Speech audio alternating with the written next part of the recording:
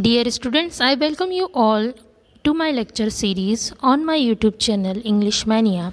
So today's video is about the most expected question paper pattern for your board examination, for your 12th board examination. It will be of 80 marks and the time is 3 hours.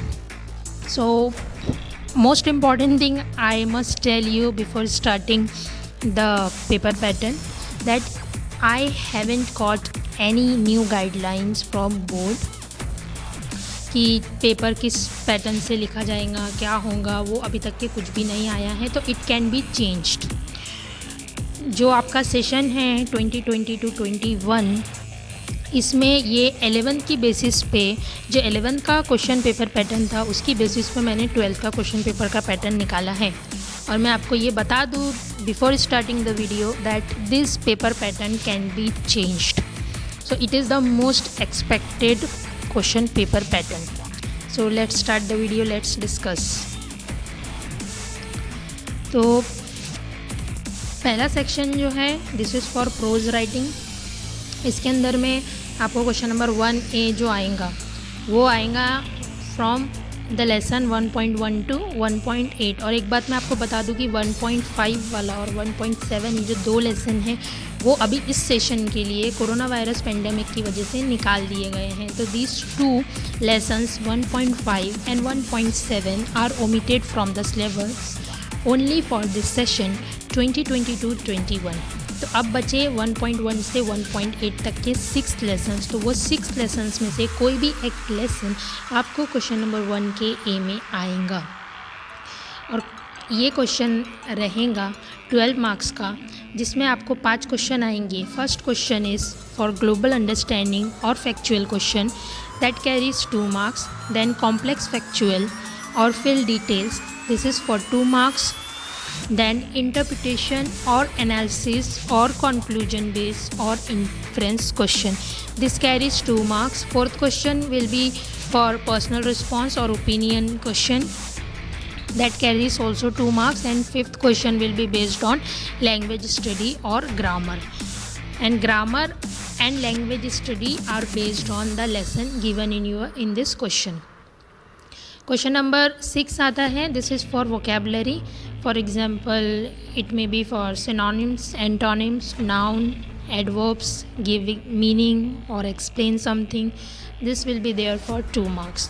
तो इस type से 6 questions आपके हो गए जो कि based रहेंगे आपके लेसन पे 1.1 से 1.8 तक के लेसन में, जिसमें 2 लेसन्स जो है वो ओमिटेड है और बाकी के 6 लेसन में से कोई एक लेसन आएगा. उसके ऊपर में 6 क्वेश्चन आएंगे. This is for 12 marks. Moving on to question number 1B. This is for grammar. ये जो ग्रामर रहेगा ये अनसीन रहेंगे, ठीक है. ये आपको 4 मार्क्स के लिए पूछा जाएगा. ये अनसीन ग्रामर है, आपके लेसन में से नहीं रहेगा.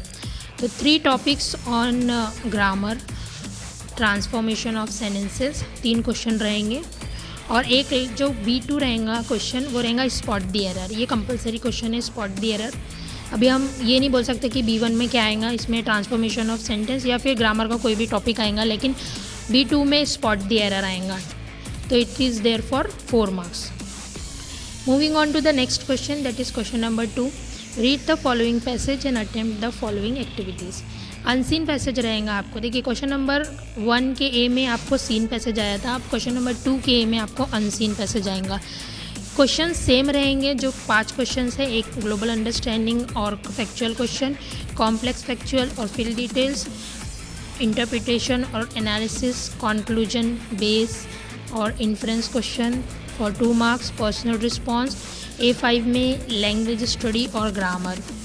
ये सारे सेम रहेंगे. और क्वेश्चन नंबर 6 भी वैसे ही टाइप का आएगा, सेम रहेंगे, मतलब टाइप वही रहेगा. अब आपको अनसीन पैसेज है तो अनसीन पैसेज में से आपको आंसर देखने हैं.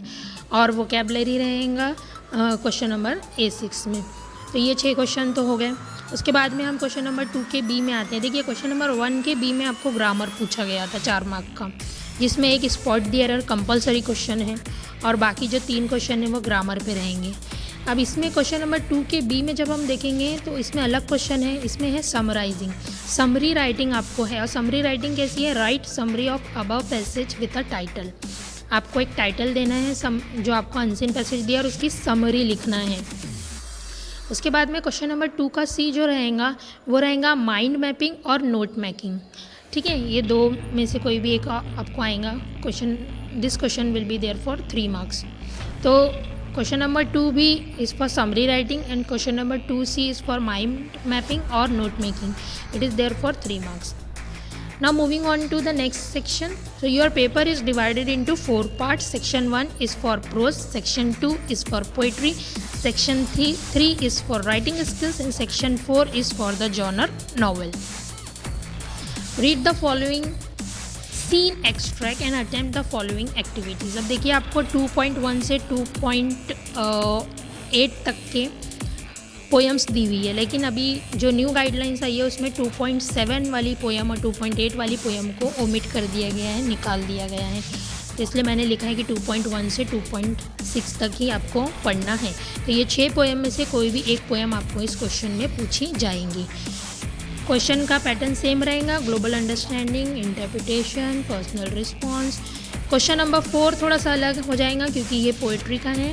तो question number 4 A4 is there for poetic devices, figure of speech, rhyming scheme और words can be asked in question number A4। A5 पे आते हैं, पोइटिक क्रिएटिविटी आएंगी, compose 2 to 4 lines on given topic. Again I repeat the same thing कि मैंने 11th के question paper की basis पे 12th का क्वेश्चन पेपर अभी पैटर्न आपको बताया है। क्वेश्चन नंबर 3 पे आते हैं, 3 का बी पे ये है appreciation of poem. It is a compulsory question, there is no choice, there is no option in this question. Question number 3 के ए में जो पोएम पूछी जाएंगी उसको ना पूछते हुए एक दूसरी पोएम आपको पूछी जाएंगी। देखिए टोटल 6 पोएम्स है आपके इसमें अभी स्पेशली फॉर दिस सेशन। इसमें से एक क्वेश्चन नंबर 3 की ए में आ चुकी है। अब क्वेश्चन नंबर 3 की बी में जो पोएम आएंगी वो दूसरी रहेंगी, और इसका सिर्फ आपको एप्रिसिएशन ऑफ पोएम लिखना है।